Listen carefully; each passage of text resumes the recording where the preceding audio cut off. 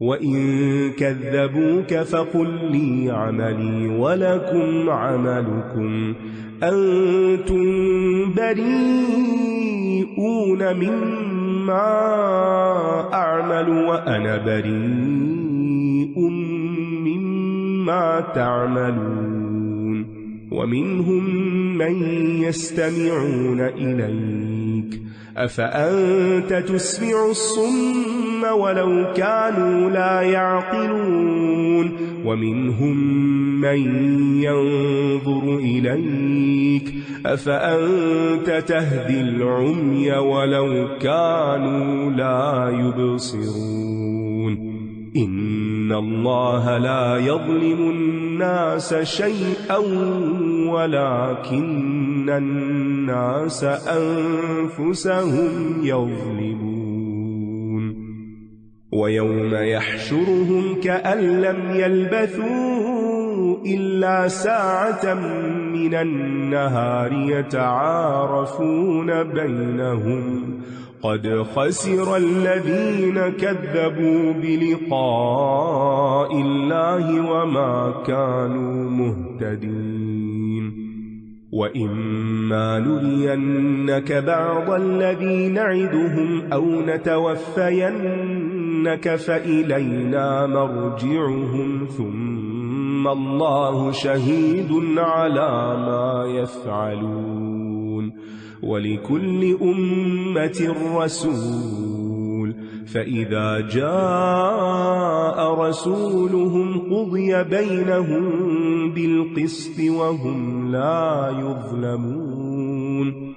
ويقولون متى هذا الوعد إن كنتم صادقين قل لا أملك لنفسي ضرا ولا نفعا إلا ما شاء الله لكل أمة أجل إذا جاء أجلهم فلا يستأخرون ساعة ولا يستقدمون.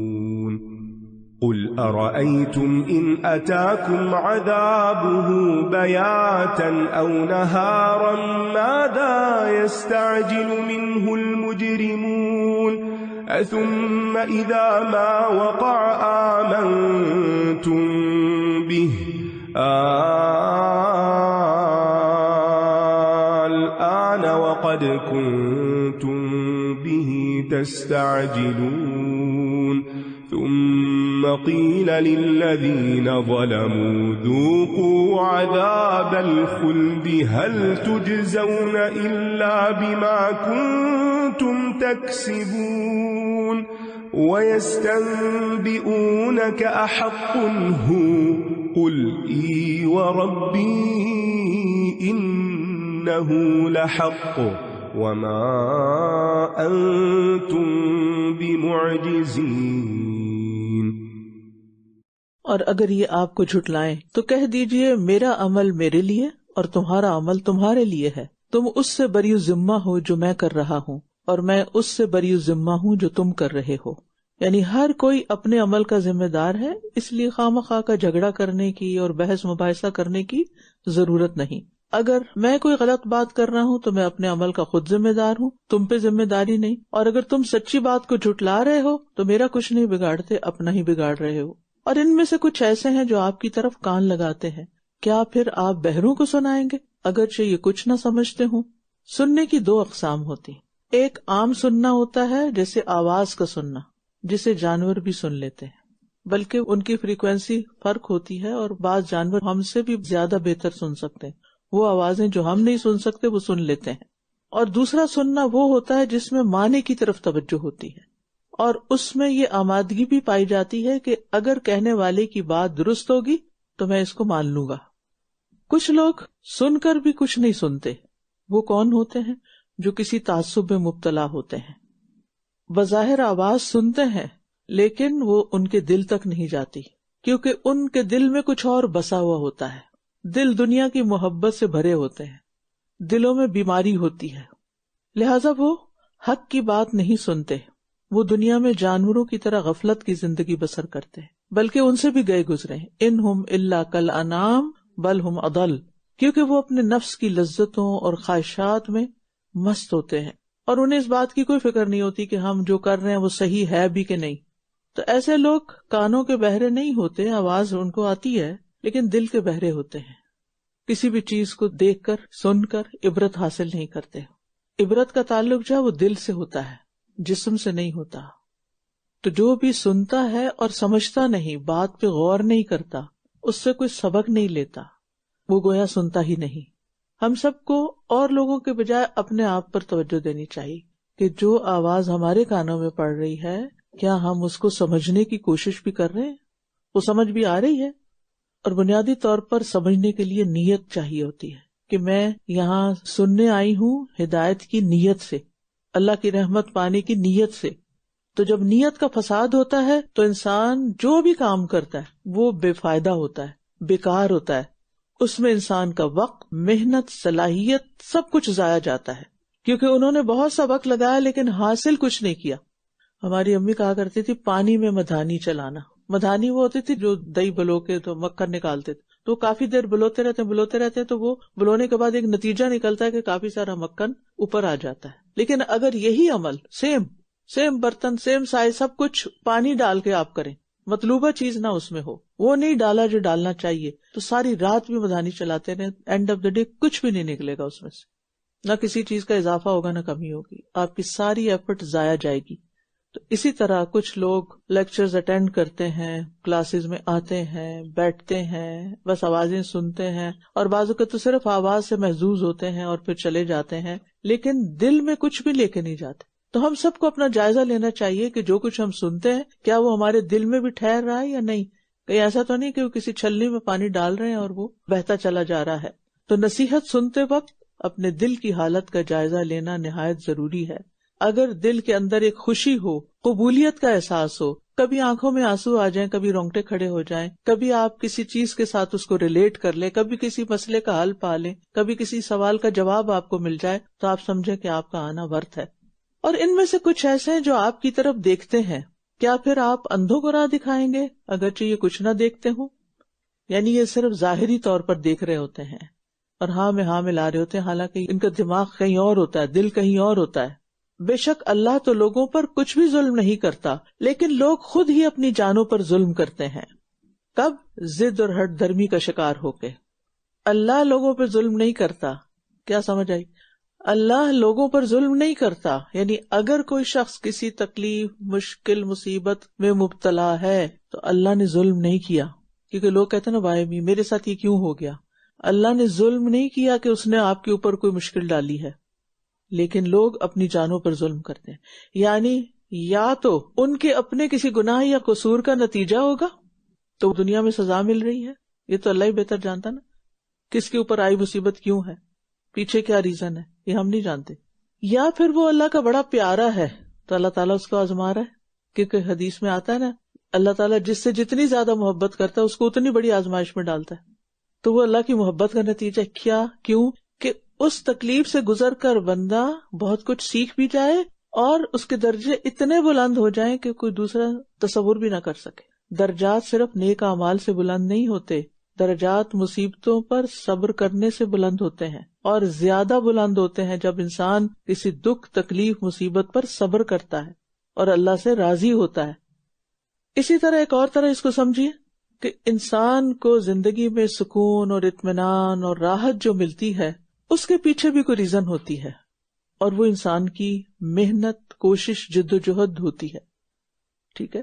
یعنی جب بھی آپ کسی کو دیکھیں نا کہ اس کے چہرے پر خوشی ہے، ایک چمک ہے، ایک سکون ہے، ایک اطمینان ہے، تو پھر جان لیں کہ یہ شخص انتہائی محنتی ہے، سمجھدار ہے، اس کے معاملات بہت اچھے ہیں، اس کے رویے بہت اچھے ہیں، اس کی اپروچ بڑی پازیٹو ہے.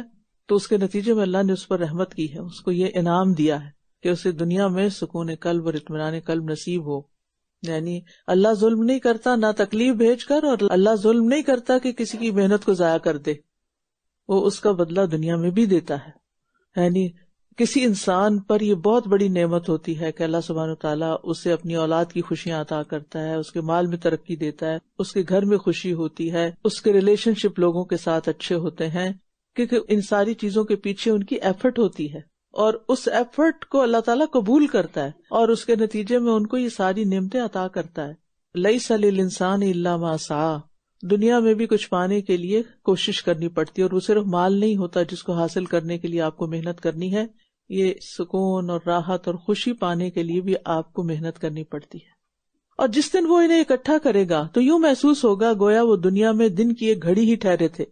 وہ باہم ایک دوسرے کو پہچانتے ہوں گے. یقیناً خسارہ اٹھایا ان لوگوں نے جنہوں نے اللہ کی ملاقات کو جھٹلا دیا اور یہ ہدایت پانے والے نہ تھے. یعنی قیامت کے دن حالات انسان کی توقعات سے بہت مختلف ہوں گے. آج ہم قیامت کے بارے میں سوچتے ہیں تو ہمیں سارے کی اپنی اپنی ایک سوچ ہے نا کہ وہاں یہ ہوگا، ایسا ہوگا، ویسا ہوگا. لیکن جب وہ آنکھ کھلے گی تو پتہ چلے گا کہ اصل میں کیا تھا. جب آخرت میں انسان جائے گا نا تو اس وقت یہ دنیا اس کو انتہائی حقیر معلوم ہوگی کہ ایک دن کی ایک گھڑی بس ٹھہر کے آئے اور اسی کے لیے ساری ایفرٹس لگا دی، اور جہاں آنا تھا جو ہماری ڈیسٹینیشن تھی اس کے لیے ہم نے کچھ کیا ہی نہیں، اپنا مستقبل خراب کر لیا. کتنی بڑی حماقت کی. اور محشر کی سختیاں دیکھ کر انسان دنیا کی اعلیٰ ترین راحتیں اور لذتیں بھول جائے گا.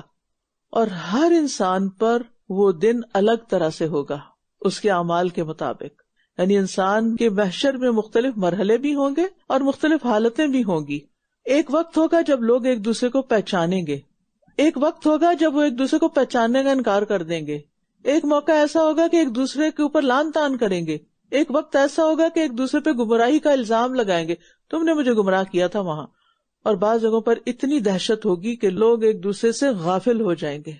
تو یہ ڈفرینٹ سچویشنز ہوں گی اور ہر ایک کے اوپر اس کے اعمال کے مطابق وہ کیفیات آ رہی ہوں گی. اور جس عذاب کا ہم ان سے وعدہ کر رہے ہیں اگر اس کا کچھ حصہ ہم آپ کو دکھا دیں یا اس سے پہلے ہی ہم آپ کو فوت کر دیں تو ہماری طرف ہی ان کا لوٹنا ہے، پھر اللہ اس پر گواہ ہے جو کچھ یہ کر رہے ہیں. اور ہر امت کے لیے ایک رسول ہے، پھر جب ان کا رسول آ جاتا ہے تو ان کے درمیان پورے انصاف کے ساتھ فیصلہ کر دیا جاتا ہے اور ان پر ظلم نہیں کیا جاتا. یعنی ہم ہر امت میں رسول بھیجتے رہے ہیں، جب وہ اپنا تبلیغ کا فریضہ ادا کر سکتا ہے تو پھر انصاف کے ساتھ فیصلہ ہوتا ہے. ایمان لانے والے بچا لیے جاتے ہیں اور ظلم کرنے والے ڈبو دیے جاتے ہیں، دھر لیے جاتے ہیں، پکڑ لیے جاتے ہیں. ایک اور معنی یہ بھی ہے کیونکہ مضارع ہے نا تو فیوچر میں بھی معنی ہوتا ہے کہ قیامت کے دن ہر امت کے ساتھ ان کے رسول بھی آئیں گے اور پھر اللہ تعالیٰ حق کے ساتھ گواہیاں لے کے فیصلہ کر دے گا. اور دنیا میں اگر کسی کے ساتھ ظلم اور زیادتی ہوتی ہے نا تو اس پر بھی انسان کو اطمینان رکھنا چاہیے. یہ بڑے کام کی بات ہے جس وقت میں آپ کو کر رہی ہوں، اچھی طرح رجسٹر کریں. اگر کسی نے ہم پہ ظلم کیا نا، کسی نے ہمارا حق مارا ہے، کسی نے ہمیں تکلیف دی ہے، کسی نے ہمیں سخت دکھ پہنچایا ہے، کسی نے ہمیں دھوکہ دیا ہے، ہمیں چیٹ کیا ہے، تو ایسے میں انسان کو اپنے آپ کو گھلا نہیں دینا چاہیے غم میں کہ میرے ساتھ کیوں ایسا کیا فلاں نے، میرے ساتھ ایسا کیوں ہو گیا. بلکہ اس کے برعکس جتنا زیادہ آخرت پر ایمان مکمل ہوگا، یقین پکا ہوگا کہ قیامت کے دن فیصلہ ضرور ہو جائے گا کہ کس نے کس پر کتنی زیادتی کی، تو یہ سوچ جتنی پختہ ہوگی اتنا ہی آپ کے دل میں اطمینان آ جائے گا کہ ایک دن تو دربار لگے گا نا، فیصلہ ہو جائے گا، مجھے تھوڑا سا انتظار کرنا چاہیے اور اب کی سچویشن کو لیٹ گو کر دینا چاہیے، اس کے پیچھے نہیں پڑنا چاہیے. کیونکہ آپ جتنا زیادہ اس چیز کے اندر اپنے آپ کو گلائیں گے، کھپائیں گے، سوچتے رہیں گے، ہوتا ہے نا بعض خیال، بعض غم، بعض دکھ ہمارے ساتھ چمٹ جاتے ہیں، ہٹنے کا نام نہیں لیتے، بار بار ہمیں ستاتے ہیں، بار بار ہمیں تکلیف دیتے ہیں ایسے خیالات کہ فلاں نے مجھ پر ظلم کیوں کیا، میری ساس نے کیوں ظلم کیا، میرے میاں نے میرے ساتھ یہ کیوں کیا، میرے بچوں نے میرے ساتھ ایسے کیوں کیا. یہ عام روزمرہ زندگی کے مسائل ہیں جو ہم میں سے ہر ایک کو درپیش ہیں، کوئی کسی خیال میں، کوئی کسی میں، کوئی کسی پریشانی میں. اس سے آپ نکل نہیں سکتے جب تک آپ فیصلہ اللہ پہ نہ چھوڑ دیں اور اس کا پیچھا نہ چھوڑ دیں پیچھا. کچھ چیزوں کو لیٹ گو کر دینا ہوتا ہے، جانے دو، چھوڑ دو. کیوں؟ کیونکہ ہم کمزور ہیں نا. ہم کیا کر سکتے؟ پکڑ کے رکھیں گے کیا کر لیں گے؟ کچھ بھی نہیں کر سکتے. اپنا درد بڑھائیں گے، اپنی صلاحیتیں گنوا دیں گے اور قیامت کے دن پہ اس پہ حسرت ہوگی کہ ہم نے کسی کے پیچھے اپنی جان کیوں گلا دی، ہمیں تو کچھ اور کر کے آنا تھا. تو اپنے آپ کو پہچانے، اپنی صلاحیتوں کو پہچانے، اپنے پاؤں پہ کھڑے ہوں، بہادر بنے، کرنے کا کام کریں، اپنے آپ کو مصروف کریں، خیر کے کاموں میں لگ جائیں جو آپ کی آخرت میں کام آنے والے. بیٹھ کے غم منانے سے کچھ بھی حاصل ہونے والا نہیں. اللہ نے پورا انصاف کرنا ہے، کسی کے ساتھ زیادتی نہیں کرے گا. اطمینان رکھیں، پورا اطمینان، سب سے زیادہ اس پہ ٹرسٹ کریں. اور یہ کہتے ہیں یہ عذاب کا وعدہ کب پورا ہوگا؟ اگر تم سچے ہو. جو لوگ کچھ کرنا نہیں چاہتے نا، وہ سوالات میں مشغول رہتے ہیں، سوال کرتے رہتے ہیں، یہ کب ہوگا، وہ کب ہوگا، ابھی تو حالات ایسے ہیں، یہ نہیں ہو سکتا، ابھی تو مجھے بڑی پریشانی ہے. نہیں، ہر چیز کا ایک وقت ہے، اور جب اس کا وقت آتا ہے تو وہ ہو جاتا ہے. آپ کے اس وقت کا بھی کوئی مقصد ہے تو آپ کو یہاں جو کرنا چاہیے نا اس وقت دنیا میں، وہ کریں. ان باتوں کا انتظار نہ کریں کہ قیامت کب. آج بھی آپ دیکھیں، مجھے اتنی حیرت ہوتی ہے، اکثر لوگ اس چیز کے پیچھے پڑے رہتے ہیں اور بحثیں اور تبصرے کرتے رہتے ہیں، وہ قیامت کی نشانیاں آ گئی ہیں، اب تو امام مہدی آنے والے ہیں، اب تو دجال آنے والا ہے، یہ دجال کا سارا سٹیج تیار ہو گیا. پتہ نہیں کب سے یہ باتیں ہو رہی ہیں. آپ کا کیا خیال ہے، یہ جو فلاں واقعہ پیش آیا ہے، یہ فلاں حدیث سے نہیں ثابت ہو رہا، اور اپنے پاس سے اٹکل پچو کچھ نہ کچھ گیس کرتے رہتے. ان چیزوں پہ محنت کرنے کی بجائے اور ان بحثوں میں پڑھنے کی بجائے جو آپ کی ذمہ داری ہے نا، پلیز ان کو پورا کریں، تاکہ کل جن کے بارے میں ہم سے حساب ہوگا، سوال ہوگا، کیا اس کے بارے میں ہم سے پوچھا جائے گا کہ تم نے یہ کیلکولیشن کیوں نہیں کی تھی کہ قیامت کب آئے گی، اور تمہیں کتنی نشانیاں یاد تھیں اور کتنی نہیں یاد تھی. یہ نشانیاں تو اس لیے ہیں، اگر آپ سمجھتے ہیں کہ کوئی چیز کو آپ نشانی بنا رہے ہیں تاکہ ہم آگے کی تیاری کریں. کسی چیز کا سائنس اس لیے دیے جاتے ہیں، وہ راستہ چلتے ہوئے سائنس نظر آتے ہیں نا، تاکہ آپ کو پتا چلے کہ آگے کیا ہے. یہ تو نہیں کہ اسی کو پکڑ کے بیٹھ جائیں. کہہ دیجئے کہ میں تو اپنی جان کے لیے بھی کسی نفع اور نقصان کا مالک نہیں ہوں مگر جو اللہ چاہے. ہر امت کے لیے ایک مدت مقرر ہے، جب ان کی مقررہ مدت آ پہنچتی ہے تو نہ وہ ایک گھڑی پیچھے رہ سکتے ہیں اور نہ ہی آگے بڑھ سکتے ہیں. اگر سب سے افضل بندے محمد صلی اللہ علیہ وسلم کسی کو نفع نقصان پہنچانے پہ قادر نہیں تو کوئی اور ہستی یہ کام نہیں کر سکتی. یاد رکھیے، اللہ کے نبی سے مدد مانگنا شرک ہے. کہہ دیجئے کیا غور کیا تم نے، اگر اس کا عذاب تم پر رات کو آ جائے یا دن کو آ جائے تو وہ کیا چیز ہے جس کو مجرم جلدی طلب کر رہے ہیں؟ کیا عذاب بھی مانگنے کی چیز؟ کس قدر کم عقلی ہے کہ انسان اپنے لیے مصیبت مانگے. یعنی یہ واقعی مجرم لوگ ہیں کہ جن کو یہ نہیں پتا کہ انہیں اپنے لیے کیا مانگنا چاہیے. کیا پھر جب وہ عذاب واقع ہو جائے گا تب تم اس پر ایمان لاؤ گے؟ اس وقت کہا جائے گا کیا اب، حالانکہ تم خود ہی اس کو جلدی طلب کیا کرتے تھے. پھر جن لوگوں نے ظلم کیا ان سے کہا جائے گا ہمیشگی کے عذاب کا مزہ چکھو، تم اسی کا بدلہ دیے جا رہے ہو جو کمائی تم کیا کرتے تھے. اور یہ آپ سے پوچھتے ہیں کیا یہ سچ ہے؟ کہہ دیجئے ہاں، قسم ہے میرے رب کی، یقیناً یہ سچ ہے اور تم ہرگز عاجز کرنے والے نہیں ہو. وَلَوْ أَنَّ لِكُلِّ نَفْسٍ ظَلَمَتْ مَا فِي الْأَرْضِ لَافْتَدَتْ بِهِ وَأَسَرُّوا النَّدَامَةَ لَمَّا رَأَوُا الْعَذَابَ وَقُضِيَ بَيْنَهُم بِالْقِسْطِ وَهُمْ لَا يُظْلَمُونَ. أَلَا إِنَّ لِلَّهِ مَا فِي السَّمَاوَاتِ وَالْأَرْضِ أَلَا إِنَّ وَعْدَ اللَّهِ حَقٌّ وَلَكِنَّ أَكْثَرَهُمْ لَا يَعْلَمُونَ. هُوَ يُحْيِي وَيُمِيتُ وَإِلَيْهِ تُرْجَعُونَ. يَا أَيُّهَا النَّاسُ قَدْ جَاءَتْكُمْ مَوْعِظَةٌ مِّن رَّبِّكُمْ وَشِفَاءٌ لِّمَا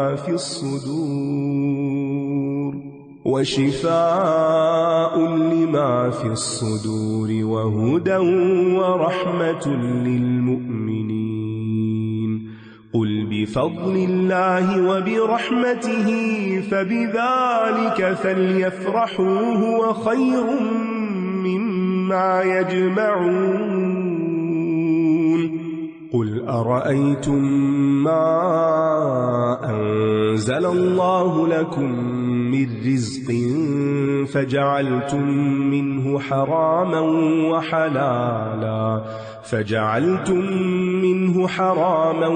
وَحَلَالًا قُلْ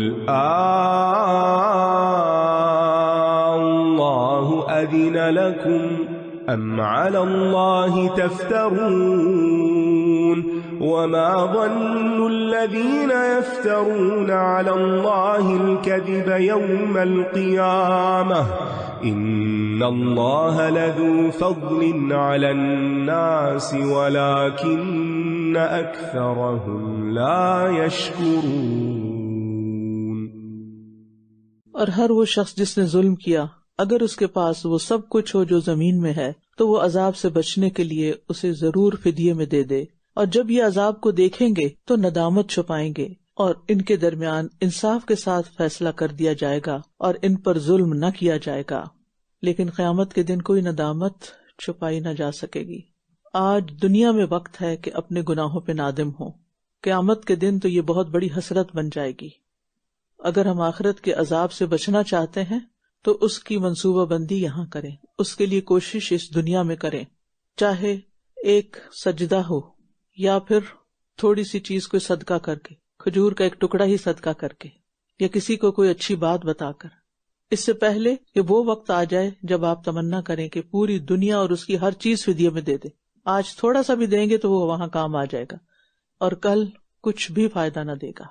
ایک حدیث کے مطابق اگر کوئی شخص کوئی پودا لگا رہا ہو اور پتہ چلے کہ قیامت آ گئی ہے تو بھی وہ کیا کرے، وہ لگا دے، یہ نہ سوچے کہ اب تو قیامت آ گئی، اس پودا لگانے کا فائدہ کس نے، تو ابھی تباہ ہو جانا ہے، پھر بھی کام کر لے۔ قیامت سے بڑا کوئی حادثہ ہے؟ یعنی کسی بھی حادثے کو، کسی بھی دنیا کی سچویشن کو، پالیٹکس کو، تھریٹس کو، ان چیزوں کو آڑ نہ بنائے۔ اب تو پتہ نہیں کینیڈا کا کیا ہوگا اور ہمارا فیوچر کیا ہوگا، کل کس نے دیکھا؟ جو بھی ہوگا وہ تو اللہ کو پتا، جو بھی ہوگا، اور وہ کسی کے حق میں اچھا ہوگا یا نہیں ہوگا وہ بھی اس کو پتا ہے۔ ہمارا کام کیا ہے، ہماری ذمہ داری کیا ہے؟ یا تو پھر آپ کینیڈا کا فیوچر اپنے ہاتھ میں لے لیں، یا پھر یہ ہے کہ اپنی فکر کریں جو کر سکتے ہیں۔ کسی اور کے لیے تو ہم نہیں کچھ کر سکتے نا، لیکن ہمارے لیے کوئی اور کچھ نہیں کرے گا، ہماری آخرت کے لیے، اس کے لیے آج وقت ہے۔ ادھر ادھر کی باتیں اور ادھر ادھر کی خبریں اور پریشان کن باتیں سن سن کے اپنا دماغ خراب نہ کریں، اور ایسا کہ وہ آپ کو عمل سے روک دے۔ کوئی پروگرام اور منصوبہ کرنے ہی نہ دے کہ بزنس کرنا، نہیں کوئی فائدہ نہیں، پتہ نہیں کیا ہوگا، فلاں جگہ جاب کرنے، نہیں کیا پتہ کیا ہوگا۔ بھئی جو بھی ہوگا دیکھا جائے گا، جو تم اس وقت کر سکتے ہو وہ کر گزرو۔ خبردار، بے شک اللہ ہی کا ہے جو کچھ آسمانوں اور زمین میں ہے، خبردار، بے شک اللہ کا وعدہ سچا ہے۔ لیکن ان میں سے اکثر لوگ نہیں جانتے، وہی زندگی دیتا ہے اور وہی موت دیتا ہے، اور تم اسی کی طرف لوٹائے جاؤ گے۔ اے لوگو، یقیناً تمہارے پاس تمہارے رب کی طرف سے ایک نصیحت آ چکی ہے، اور جو کچھ سینوں میں ہے اس کے لیے شفا ہے، قرآن شفا ہے، اور مومنوں کے لیے سراسر ہدایت اور رحمت ہے۔ یہ جو میں روز آپ کی نیت کی تجدید کرواتی ہوں نا، یہی 3-4 لفظ بولتی ہوں، ہدایت، رحمت، نصیحت، شفا، یہ سب کچھ قرآن سے ملتا ہے۔ تو قرآن کی مجلس میں ان چیزوں کے حصول کی نیت کر کے آ کر کے اللہ یہ سب کچھ مجھے عطا کر۔ تو یہاں قرآن کو 4 صفات کے ذریعے بیان کیا گیا ہے جو اس کی بنیادی خصوصیات ہیں۔ یعنی قرآن کس لیے آیا، ہمیں کیا دینے کے لیے آیا؟ نصیحت کرنے کے لیے آیا۔ تو لہٰذا جب قرآن پڑھیں اس سے نصیحت حاصل کریں، شفاء لما فی الصدور ہے، جب پڑھیں شفا کی نیت کریں کہ اللہ میرے سینے کے اندر، میرے دل کے اندر جو بھی غم ہے ان سب کو دور کر دے۔ ہدایت کے لیے آیا ہے، ہدایت کی نیت سے پڑھیں، اللہ مجھے اس کے ذریعے رستہ دکھا، اور رحمت ہے مومنوں کے لیے کہ اللہ اس کو پڑھنے کے نتیجے میں مجھ پر تو اپنی رحمت فرما۔ قرآن ہر طرح کی بیماریوں کے لیے شفا ہے، خواہشات ہوں، شبہات ہوں، کنفیوژن ہوں، جسمانی بیماریاں ہوں، جیسے کہ وہ حضرت ابو سعید خدری رضی اللہ عنہ کی حدیث سے پتہ چلتا ہے نا کہ انہوں نے سورۃ فاتحہ پڑھ کر دم کیا تھا، جس سے بچھو کا کاٹا جو تھا وہ تندرست ہو گیا، اور اس پر انہوں نے 30 بکریاں بھی لی۔ اسی طرح جو دکھ اور غم اور طرح طرح کی جذباتی کیفیات سے انسان گزرتا ہے، تکلیفوں سے، وہ زخم جو نظر نہیں آتے کسی کو، ان کا علاج بھی اس قرآن میں ہے۔ ہدایت بھی اسی سے ملتی ہے، جس نے اس کی پیروی کی وہ ہدایت پہ ہوگا، اور جس نے اس کو چھوڑ دیا وہ گمراہ ہو جائے گا۔ اچھا، ویسے تو یا ایھا الناس کہہ کے سارا کچھ بتا دی، یہ ساری چیزیں سب کو ملے گی، لیکن رحمت پھر کس کے حصے میں آئے گی؟ جو اس پر ایمان لے آئے گا۔ یعنی رحمت سے مراد وہ بھلائی اور دنیا اور آخرت کا ثواب ہے جو ہدایت یافتہ انسان کو حاصل ہوتا ہے۔ اور ابن قیم کے مطابق قرآن سے شفا حاصل نہ کرنا اس کو چھوڑ دینے کی طرح ہے، یعنی اس سے ہمیں اپنی روحانی، قلبی، جسمانی بیماریوں کا علاج کرنا چاہیے۔ کہہ دیجئے یہ اللہ کے فضل اور اس کی رحمت ہی سے ہے تو انہیں اس پر خوش ہونا چاہیے، یعنی یہ اللہ کا فضل ہے، یہ ہر اس چیز سے بہتر ہے جسے یہ جمع کر رہے ہیں۔ قرآن کبھی فنا نہ ہونے والی نعمتوں کو حاصل کرنے کا طریقہ بتاتا ہے، اس کا راستہ دکھاتا ہے، اور ہمیں کہا جا رہا ہے کہ خوش ہوں کہ اتنی زیادہ نعمتیں ملنے والی ہیں اس کے ذریعے، اور یہ سب کیا ہے؟ اللہ کا خاص فضل اور اس کی رحمت ہے جو اللہ نے عطا کی ہے، اس کے لیے خوشی کا اظہار کرے، لیکن خوشی کے اظہار کے لیے بدعات ایجاد نہ کریں۔ جیسے بے جا اسراف یعنی ختم قرآن کے موقع پر اور بڑے بڑے جلوس اور چراغاں اور ایسی محفلیں، لوگ عام طور پر ان سب چیزوں کا اس آیت سے استدلال کرتے ہیں کہ یہ ہم خوش ہو رہے ہیں، قرآن نے کہا خوش ہو جاؤ تو ہم خوش ہو رہے ہیں. تو قرآن نے اور پھر نبی صلی اللہ علیہ وسلم کی سیرت سے ہمیں خوش ہونے کا طریقہ بھی پتہ ہونا چاہیے کہ جس پر قرآن نازل ہوا تھا اس نے کیسے خوشی منائی تھی. اللہ کا ہم پر سب سے بڑا فضل اس کتاب کی شکل میں ہوا ہے. دنیا کی کوئی نعمت، کوئی مال و متاع اس کا مقابلہ نہیں کرتا. قرآن کی وجہ سے بہت سو کو عزت ملتی ہے اور کچھ کو اللہ تعالیٰ ذلیل و رسوا کرتا ہے. مال انسان کی ضرورت ہے، کمائیں، لیکن قرآن کو چھوڑنے کی قیمت پر نہیں کہ آپ قرآن کے ساتھ کوئی تعلق نہ رکھیں اور صرف مال کماتے رہیں. اور پھر آپ دیکھیے کہ یہاں اللہ سبحانہ وتعالیٰ نے ہمیں کہا نا کہ یہ ہر چیز سے بہتر ہے، وہ خیر مما یجمعون. اب آپ اپنے دل کا جائزہ لیں، اپنے آپ سے پوچھیں، اپنا محاسبہ کریں کہ مجھے کیا چیز پا کر سب سے زیادہ خوشی ہوتی ہے. یعنی ہم میں سے ہر ایک کی خوشی کا ایک معیار ہے نا، یہ ایک تمنا ہے، یہ چیز مجھے مل جائے تو میں بڑی خوش ہوں گی. وہ کیا چیز ہے جو آپ خوش ہونے کے لیے حاصل کرنا چاہتے ہیں؟ اگر وہ قرآن نہیں ہے تو پھر خسارہ ہے. یاد رکھیے وہ چیز مل بھی گئی آپ کو تو آپ خوش نہیں رہیں گے، وہ صرف وقتی کیفیت ہوگی، ایک جوش و بال سا آئے گا، اس کے بعد وہ بیٹھ جائے گا، پھر اسی کے اندر تکلیف شروع ہو جائے گی. ہم میں سے ہر کوئی خوشی حاصل کرنے کے لیے طرح طرح کے طریقے اختیار کرتا ہے. کچھ لوگ کھا کے خوش ہوتے ہیں، کچھ پہن کے خوش ہوتے ہیں، کچھ دکھا کے خوش ہوتے ہیں. خواتین زیور خرید کے، ہیرے خرید کے خوش ہوتی ہیں، لڑکے بڑی بڑی گاڑیاں خرید کے خوش ہوتے ہیں، کوئی بہت بڑا گھر خرید کے خوش ہوتے ہیں. لیکن اگر وہی آپ کی تمنائیں ہیں اور خوشی کے سامان انہی چیزوں میں رکھے ہوئے ہیں اور ان پر زیادہ خوش ہیں اور اس کے مقابلے میں قرآن پر آپ خوش نہیں ہیں، تو پھر آپ سوچ لیں کہ آپ کیا کر رہے ہیں. اللہ کا حکم ہے اس پر خوش ہوں، اس کے ملنے پر. تو ہم سب دیکھیں کہ ہمیں عبادت کر کے زیادہ خوشی ہوتی ہے، قرآن پڑھ کے زیادہ خوشی ہوتی ہے، قرآن پڑھا کے زیادہ خوشی ہوتی ہے، یا کسی اور چیز پر زیادہ خوشی ہوتی ہے. اپنے آپ سے روز سوال کریں، میں کس چیز پر خوش ہوتی ہوں؟ سارے دن میں وہ کون سا کام ہوتا ہے جو کر کے مجھے واقعی خوشی ہوتی ہے؟ یا آپ کی خوشی ہے ہی کوئی نہیں پھر. کیونکہ اگر زندگی میں کوئی خوشی نہیں نا، اس کا مطلب ہے قرآن نہیں ہے زندگی میں، یا وہ دل تک نہیں جا رہا. کہہ دیجئے، کیا غور کیا تم نے کہ اللہ نے تمہارے لیے جو رزق اتارا پھر تم نے اس میں سے کچھ حرام اور کچھ حلال بنا لیا؟ کہہ دیجئے، کیا اللہ نے تمہیں اس کی اجازت دی ہے یا تم اللہ پر جھوٹ گھڑتے ہو؟ اور جو لوگ اللہ پر جھوٹ گھڑتے ہیں وہ قیامت کے بارے میں کیا گمان رکھتے ہیں؟ بے شک اللہ تو لوگوں پر فضل کرنے والا ہے، لیکن ان میں سے اکثر شکر ادا نہیں کرتے. کیوں؟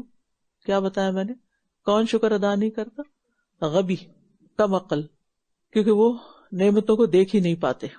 تو بات یہ ہے کہ ان اللہ لذو فضل علی الناس، بے شک اللہ لوگوں پر بڑا فضل کرنے والا ہے. اسی لیے تو اللہ تعالیٰ نے تمہیں یہ ساری نعمتیں دی ہیں جس سے تم دنیا میں بھی اپنی آرزویں، تمنائیں، خواہشات پوری کرتے ہو. گھر ہے، اولاد ہے، بیوی ہیں، بچے ہیں، سب. یا پھر والدین بھی زندہ ہیں. والدین کا زندہ ہونا بھی اولاد پر اللہ کا فضل ہے. یہ نیکیاں کمانے کا موقع ملا ہوا ہے. یعنی بعض اوقات اگر ہمارے بچے شادی ہو گئے، چلے گئے، یا ہوئے ہی نہیں، تو ہم سمجھتے ہیں کہ ہماری زندگی تو خالی ہے، ہم پر تو اللہ کا کوئی فضل نہیں ہوا.